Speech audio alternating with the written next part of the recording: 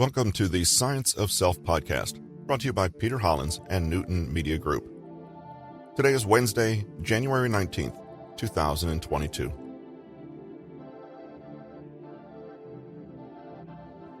When it comes to developing willpower, the most important factor might not be your mental or physical abilities or the range of what you can accomplish.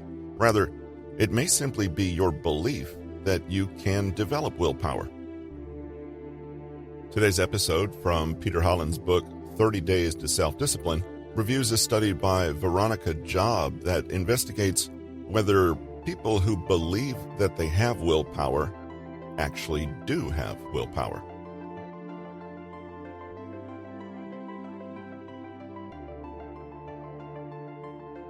The obstacles to self-discipline, as we've outlined them so far, might seem like a big load to handle, and they are.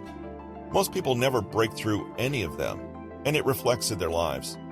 You yourself might be wondering if it's beyond your reach or capabilities. Am I really capable of breaking through and developing the willpower I need to do what I need to do? As the saying goes, whether you think you can or you can't, you're right. When it comes to developing willpower, the most important factor might not be your mental or physical abilities or the range of what you can accomplish. Rather, it may simply be your belief that you can develop willpower. A study by researcher Veronika examined university students over a single scholastic term. Job asked the students to evaluate themselves on their ability to maintain willpower over the course of a given task, whether they need to take a break after a run of tough work, or whether their endurance fueled itself and allowed them to keep going. Across the board, the students who believed that their willpower was unlimited did better in several measures. They regulated their activities better, kept procrastination at bay, got better grades, and were even better at eating right and maintaining physical health. On the other side, students who said they needed to recharge themselves from time to time were especially beset by procrastination, often made poor dietary decisions, and found themselves easily distracted. They even spent more money, theoretically, while they were distracting themselves with online destinations. Jobs results indicated that those students who were convinced of their own abilities and really believed they had more willpower actually did. Their self-messaging turned out to be a crucial element in their superior performance, to the point where it couldn't simply be coincidence. Score another point for the placebo effect. This is great news because it implies that although building willpower is a challenge, a huge part of the solution is simply believing that you can do it. We have exactly as much willpower as we think we do. Building self-discipline is your choice and yours alone. It's all up to you. Nobody and nothing else have as much influence in the attainment of your goals. It doesn't matter how your brain is wired or where you are oriented with regards to time. What overrides those is your belief in yourself. Ultimately, this ends up being a good thing because it places the power in your hands. Whether you can or cannot be disciplined is up to you. For some, this is a freeing thought to determine one's behaviors and actions. By producing your own incentive and making self-discipline its own reward, you'll see positive effects unveil themselves on a daily, gradual basis. These benefits include the following, which you can also feel free to factor into your pleasure principle cost-benefit analysis. Avoiding temptation. The self-disciplined mind knows that fighting temptation is a Herculean task. Even the strongest-minded person might feel a tinge of enticement when they're walking past the window of an ice cream shop where there's a huge color display of a towering sundae hanging in the window. Unless you hate ice cream, you'll feel a twinge. But what self-discipline helps you do is avoid the temptation. Pass the shop by without feeling the need to indulge. This is because self-discipline helps you control and direct yourself when there are clashing internal forces at work. Your mind won't focus on the deprivation aspect. It'll concentrate on the good you're producing. more life satisfaction. Those who practice self-discipline frequently report that they're happier than people who don't. This reality flies in the face of the idea that self-discipline means not having any fun. What you're trying to get on the pathway of self-control will be 1,000 times more gratifying than the rewards of an immediate thrill. It's just going to take a little longer. Patience can be frustrating. When you live in a society like we do, where instant pleasure is relatively easy to pursue, it can really be hard to walk a line of restraint and control, especially when you have friends who constantly live for the moment. But what you're after is bigger than that. You want to create a more satisfying and contented lifetime. That's something that only self-discipline and continued focus will bring. When it does, it'll be much more meaningful and satisfying than those brief, isolated diversions.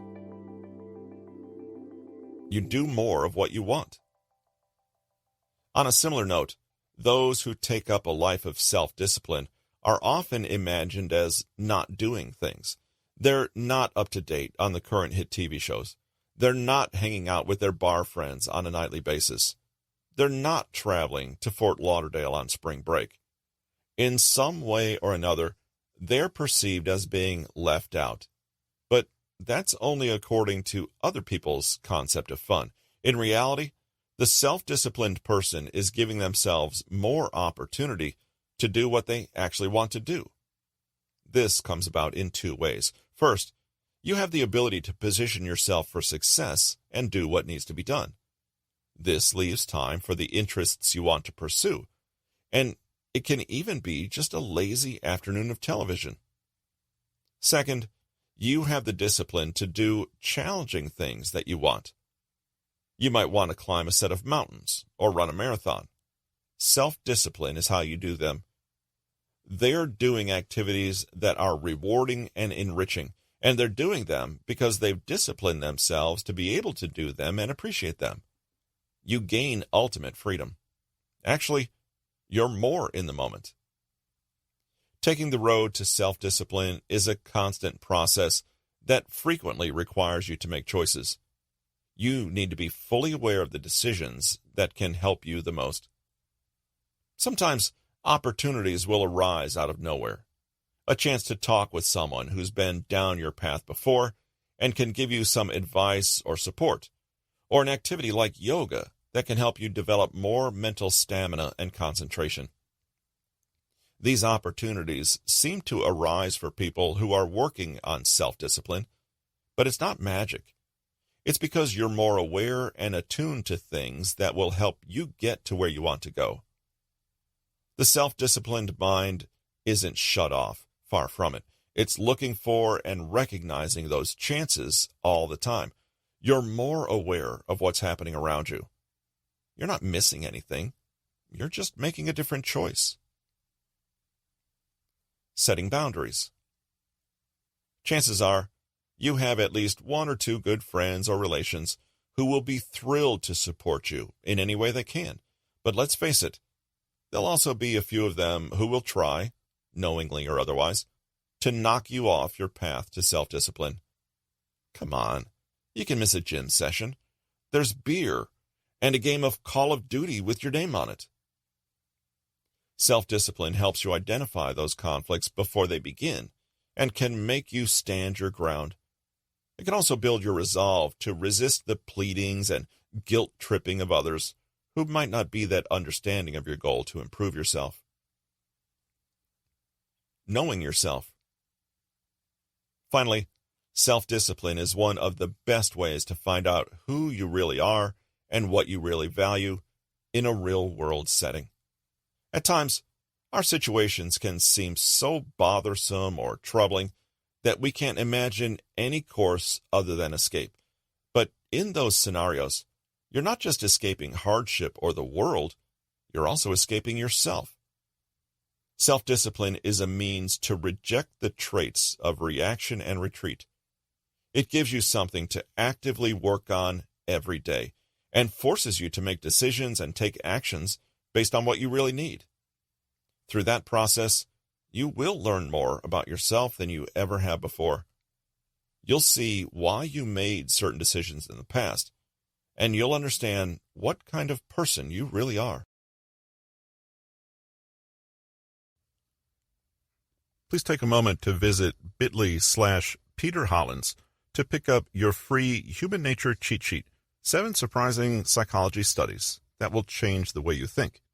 If you'd like to hear more from Peter Hollins' book, The Power of Self-Discipline, please take a moment to visit bit.ly/Power of Self-Discipline.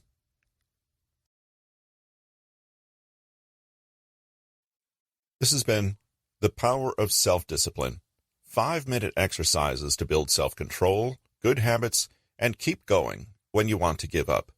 Written by Peter Hollins, narrated by Russell Newton. Copyright 2021 by Peter Hollins. Production copyright by Peter Hollins.